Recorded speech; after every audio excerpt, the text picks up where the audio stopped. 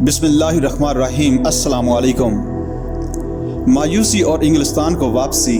सामीन, कायद आज़म की ज़िंदगी में एक दौर ऐसा भी आया कि वो मायूस और बददिल होकर हिंदुस्तान से वापस इंग्लिस्तान चले गए। ये इस दौर की बात है जब दूसरी गोल बेस कॉन्फ्रेंस नाकाम हो चुकी थी और मुसलमानों और हिंदुओं के माबैन हम आहंगी का खात्मा हो चुका था। इस गोल मेज़ कॉन्फ्रेंस के मुसलमान मंदूबीन में अल्लामा सर मोहम्मद इकबाल भी थे, जो अपने वक़्त के सबसे बड़े मुसलमान मुफक्किर और शायर थे। 1930 में ऑल इंडिया मुस्लिम लीग के सालाना इजलास की सदारत करते हुए अल्लामा इकबाल ने कहा, हिंदुस्तान का आइंदा आइन एक कौम के मफरूज़े पर मबनी नहीं होना चाहिए, न बरतानवी जमहूरियत के असूलों को हिंदुस्तान पर मुसल्लत करने की कोशिश करनी चाहिए। अगर ऐसा किया गया तो गैर शौरी तौर पर हिंदुस्तान में खाना जंगी के बीज बोए जाएंगे। इस खुतबे में आगे चलकर अल्लामा इकबाल ने हिंदुस्तान की तकसीम का मुतालबा पेश किया। उन्होंने कहा, अगर ऐसी मुमलकत की तश्कील हो जाए तो यह इस्लाम और हिंदुस्तान दोनों के हक़ में अच्छा होगा। मेरी राय है कि पंजाब, सरहदी सूबे सिंध और बलूचिस्तान को मिलाकर एक अलग मुमलकत बना दी जाए।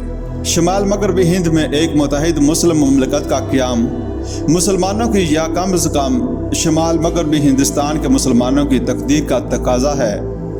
बयान किया जाता है कि लंदन में कायद और अल्लामा इकबाल की कई मरतबा मुलाकात हुई, लेकिन मुसलमानों से अपनी मायूसियों के बायस कायद इस वक्त अल्लामा इकबाल की सियासी मंतक के कायल न हुए।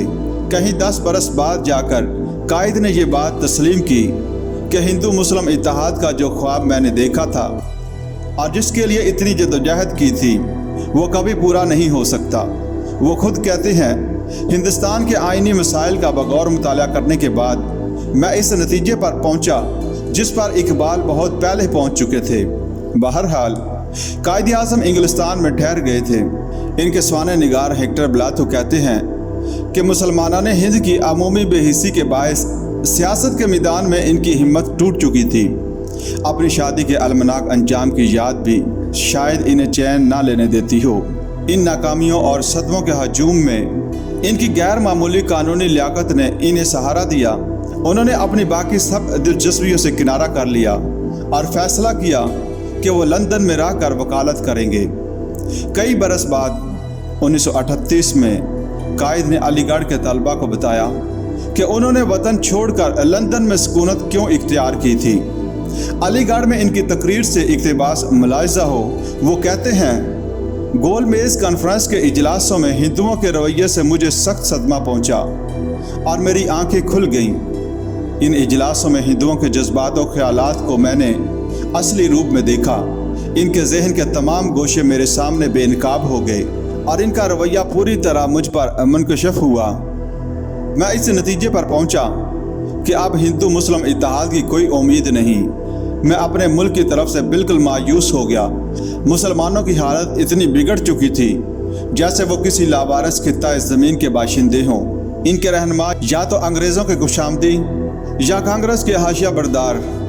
जब कभी मुसलमानों को मुनज़्ज़म करने की कोशिश की गई, ये दोनों अनासर आड़े आए और तंजीम की कोशिश नाकाम हो गई।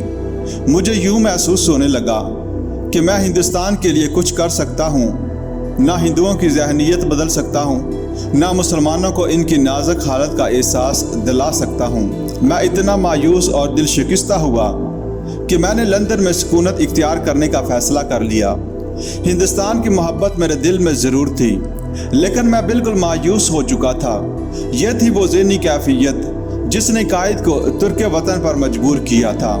तारीख़ हमें दिखाती है कि जून 1931 ईस्वी में एक दिन हैम्पस्टेड के इलाके में सड़क पर चलते हुए मोहम्मद अली जिन्ना को एक आलीशान मकान दिखाई देता है। ये वेस्ट हेल्थ हाउस था। कायद मकान के सामने ठहर जाते हैं और उसे पसंद करते हैं। इस 6 मंजिला कोठी में बहुत से कमरे थे और एक ऊंचा मीनार था जिससे गिरदनवा के इलाके का मंजर खूब दिखाई देता था। मकान के साथ एक दरबान खाना, गाड़ियों के लिए लंबी पार्किंग, सड़क और इर्द गिर्द 8 एकड़ का बाग और चरागाहें भी थीं। ब्लाथो कहते हैं कि इस कोठी और इसके अहाते का अब कोई निशान बाकी नहीं। इनकी जगह नई तर्ज के छोटे मकानों ने ले ली।